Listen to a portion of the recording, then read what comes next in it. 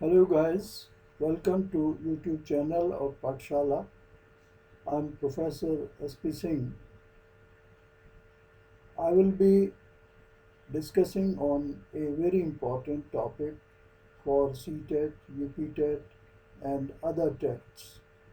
The topic is Principles of Child Development and Heredity.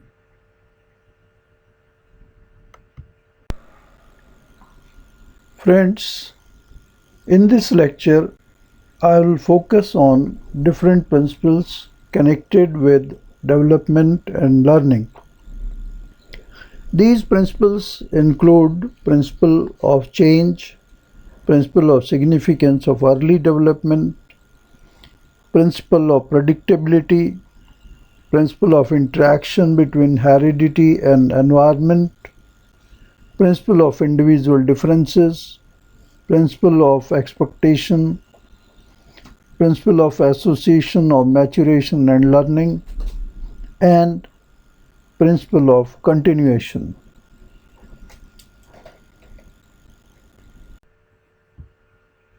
Principle of change.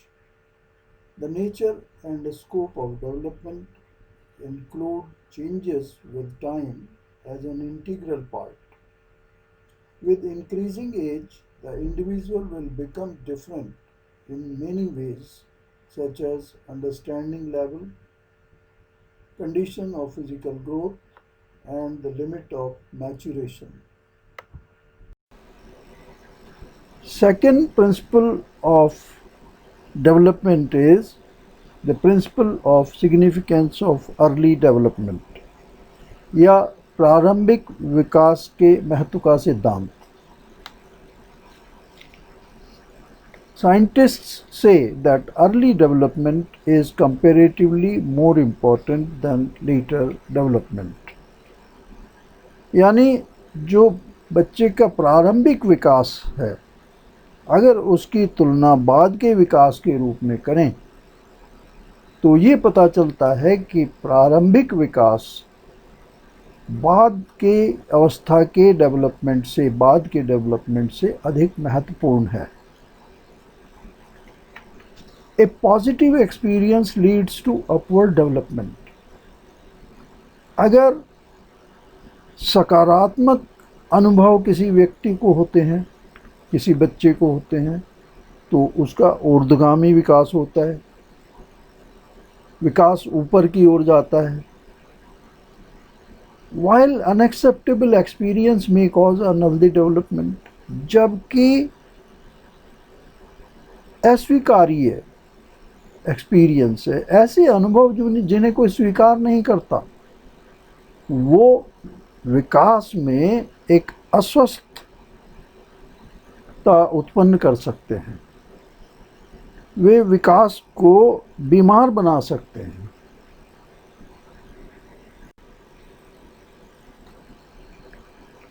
Next principle of development is the principle of predictability.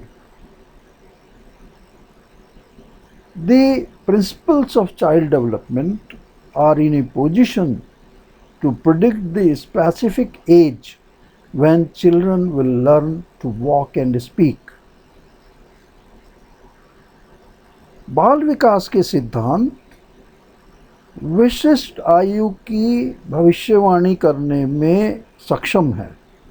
वो ये भविष्यवाणी कर सकते हैं कि किस उम्र में बच्चे चलना और बोलना सीखेंगे. These predictions are important in deciding various issues for children. और ये भविष्यवाणियाँ बच्चों के लिए विभिन्न मुद्दों को, विभिन्न इश्यूज को तय करने में बहुत महत्वपूर्ण होते हैं. Next principle of development is influence of heredity and environment, यानी आनुवांशिकता और पर्यावरण का प्रभाव. It is noted that neither the heredity nor the environment is the only measure to explain the process of child development. बाल विकास की प्रक्रिया को समझने के लिए ना तो अकेले आनुवंशिकता और ना ही अकेले पर्यावरण कोई एकमात्र उपाय हैं। However, the interaction of heredity and environment exerts a significant influence on child development. हालांकि आनुवंशिकता और पर्यावरण का आपसी क्रिया बाल विकास पर एक महत्वपूर्ण प्रभाव डालती है। The heredity puts certain restrictions on development. आनुवंशिकता विकास पर कुछ प्रतिबंध लगाती है। The environment influences the entire process of development. जबकि पर्यावरण विकास की पूरी प्रक्रिया को प्रभावित करता है। Next principle is principle of individual differences. व्यक्तिगत अंतर का सिद्धांत। ये सिद्धांत ये कहता है कि डेवलपमेंट इन्वॉल्व्स इंडिविजुअल डिफरेंसेस। विकास में व्यक्तियों में अंतर भी शामिल है। All children learn to walk is universal. सभी बच्चे चलना सीखते हैं और ये सार्वभौमिक है। किसी एक जगह ही ऐसा नहीं होता, सभी जगह ऐसा होता है कि सब बच्चे चलना सीखते हैं। But the time at which each child takes his or her first step may vary. लेकिन जिस समय प्रत्येक बच्चा अपना पहला कदम उठाता है, इसमें भिन्नता हो सकती है। और this difference may be attributed to heredity and environmental factors. और इस अंतर के लिए आनुवंशिकता और पर्यावरणीय जो फैक्टर्स हैं, कारक हैं, उनको जिम्मेदार माना जा सकता है। Next principle is principle of expectations. Parents expect a child to perform a particular level at every stage of his development. माता पिता को ये उम्मीद होती है कि एक बच्चा अपने विकास के हर स्तर पर एक विशेष स्तर का प्रदर्शन करेगा। For example, during infancy, as toddlers, they acquire to control their physical actions. उदाहरण के तौर पर बचपन के दौरान टॉडलर्स के रूप में बच्चे अपने शारीरिक कार्यों को नियंत्रित करने के लिए सीखते हैं, अधिग्रहण करते हैं, नियंत्रण सीखते हैं। Establish relations in different concepts they have learnt at school. और स्कूल में सीखी गई विभिन्न अवधारणाओं में आपसी संबंध स्थापित करते हैं। To communicate and behave with peer groups, सहकर्मी समूहों के साथ वो कम्युनिकेट करते हैं, संवाद करते हैं, संप्रेषण करते हैं। And increase their social context, और अपने सामाजिक संदर्भ को बढ़ाते हैं। Next principle of development is maturation and learning, यानी परिपक्वता और सीखने का सिद्धांत। A child's biological growth and development are known as maturation. एक बच्चे के जैविक विकास और विकास बायोलॉजिकल वृद्धि या जैविक वृद्धि और विकास को हम मैच्योरेशन के रूप में जानते हैं.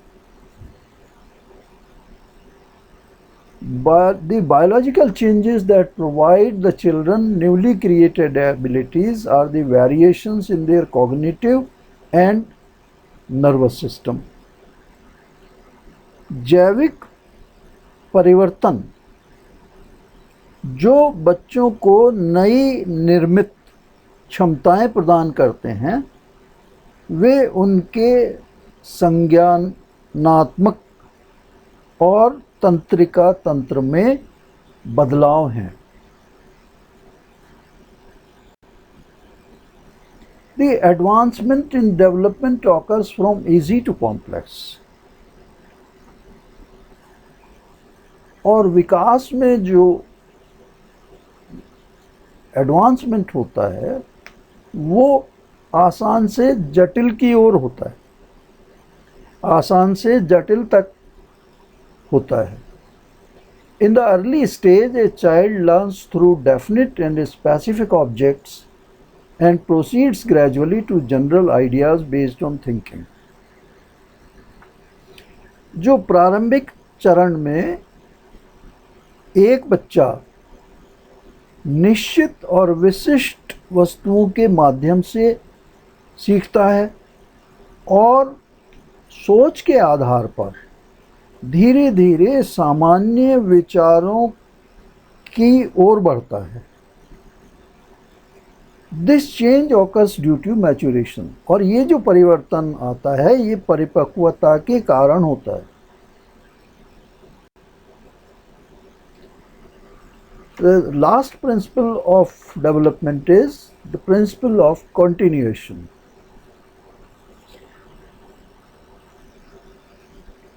The process of child development continues in an incessant manner. यानी बाल विकास की जो प्रक्रिया है वो निरंतर रूप से जारी रहती है, चलती रहती है. Based on their experiences, children continue enhancing skills. अपने अनुभवों के आधार पर बच्चे कौशल और क्षमताओं को बढ़ाते रहते हैं. And learn throughout our life. और जीवन भर सीखते रहते हैं.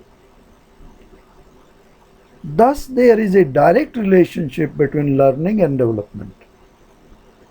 इस प्रकार से सीखने में और विकास के बीच में सीधा संबंध है. Friends, in this section of my lecture, I will discuss the principle of heredity.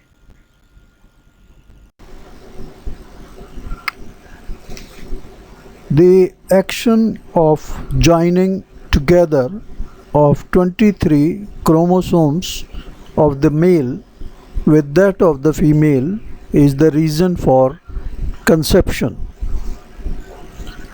महिला के साथ पुरुष के 23 गुण सूत्रों के एक साथ जुड़ने की क्रिया गर्भाधान का कारण है. Of 23 chromosomes, 22 pairs are identical in men and women. These are categorized as autosomes. 23 गुण सूत्रों में 22 जोड़े पुरुषों और महिलाओं में समान हैं. इन्हें ऑटोसोम्स के रूप में मान्यता प्राप्त है. The 23rd chromosome determines the sex of the child and is identified as sex chromosome. In males, this chromosome is dissimilar, but in females, the sex chromosome is identical. Of the two types of sex chromosomes, X and Y, X is a long and Y is a small chromosome. 23वें गुणसूत्र बच्चे के लिंग को निर्धारित करता है और sex गुणसूत्र के रूप में पहचाना जाता है। पुरुषों में यह गुणसूत्र भिन्न होता है, लेकिन महिलाओं में लिंग गुणसूत्र समान होता है। दो प्रकार के सेक्स गुणसूत्रों में से एक्स और वाई। एक्स एक लंबा है और वाई एक छोटा गुणसूत्र है। The male has both chromosomes X and Y, while the female has only X chromosome. पुरुष में गुणसूत्र X और Y दोनों होते हैं, जबकि महिला के पास केवल X गुणसूत्र होते हैं। A female baby is conceived when X chromosome of the female join the X chromosome of male XX. एक महिला बच्चे की कल्पना की जाती है जब महिला का X गुणसूत्र पुरुष के X गुणसूत्र में शामिल होता है। Similarly, a male baby is conceived when the X chromosome of the female merges with the Y chromosome of male XY. इसी तरह एक नर बच्चे की कल्पना तब की जाती है जब मादा का X गुणसूत्र नर के Y गुणसूत्र के साथ विलीन हो जाता है, XY. Chromosomes are composed of genetic matter. Each gene ascertains a separate characteristic and we derive them from our ancestors. गुणसूत्र आनुवंशिक पदार्थ से बने होते हैं। प्रत्येक जीन एक अलग विशेषता का पता लगाता है और हम उन्हें अपने पूर्वजों से प्राप्त करते हैं। Some people possess more X and Y chromosomes compared to normal. कुछ लोगों में सामान्य की तुलना में अधिक X और Y गुणसूत्र होते हैं। The usual combination is XY and XX, but occasionally abnormalities begin to create chromosomal unions such as XXY or XYY or XO. सामान्य संयोजन XY और XX है, लेकिन कभी-कभी असामान्यताएं गुणसूत्रीय यूनियनों जैसे कि XXY या XYY या XO बनाने लगती है। In XXXY abnormality, a person appears like a man but will not be able to produce young. In XO abnormality, person appears like a female but will be able to produce young. Turner syndrome.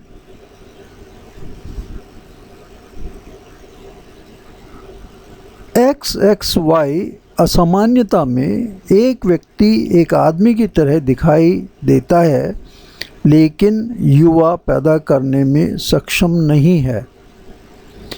XO असामान्यता में व्यक्ति एक मादा की तरह दिखाई देता है, लेकिन युवा टर्नर सिंड्रोम इसको कहते हैं का उत्पादन करने में सक्षम होगा। In XYY abnormal situation, the person develops inclination towards crime. XYY असामान्य स्थिति में व्यक्ति अपराध के प्रति झुकाव विकसित करता है. Thanks for watching this video. Please subscribe this channel and press bell icon to receive our future videos.